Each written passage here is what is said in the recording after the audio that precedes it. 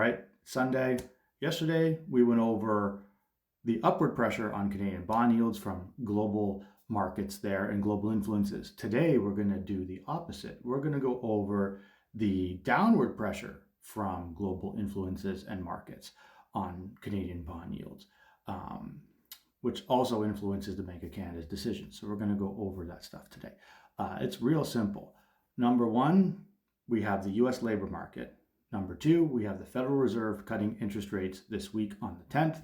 And number three, that interest rate cut will affect our exchange rate between the Canadian dollar and the US dollar, which has effects on our GDP. So first things first, let's go over the US labor market.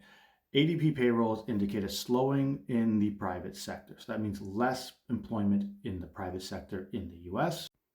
If you look at the data over the past 3 months, we have 2 months of negative numbers, and October was positive, even though October unemployment data was not released because of the government shutdown.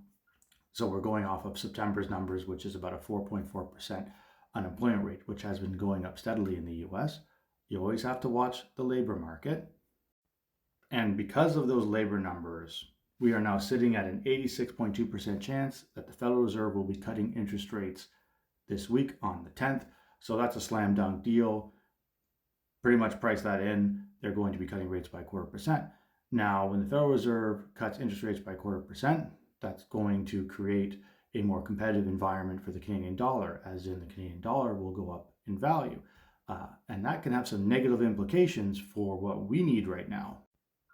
In a time when we need to get our GDP and growth going, we cannot have things affecting our ability to export goods. A more expensive Canadian dollar makes it less attractive for US firms. I'm specifically using the US as an example because they are our main trading partner to buy our goods.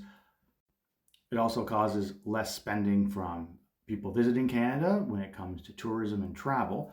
So that also affects our gross domestic product and our growth. There's also a lot more pressure on domestic industries because a strengthened Canadian dollar means that we might be able to purchase things from the US at a cheaper price than making it domestically.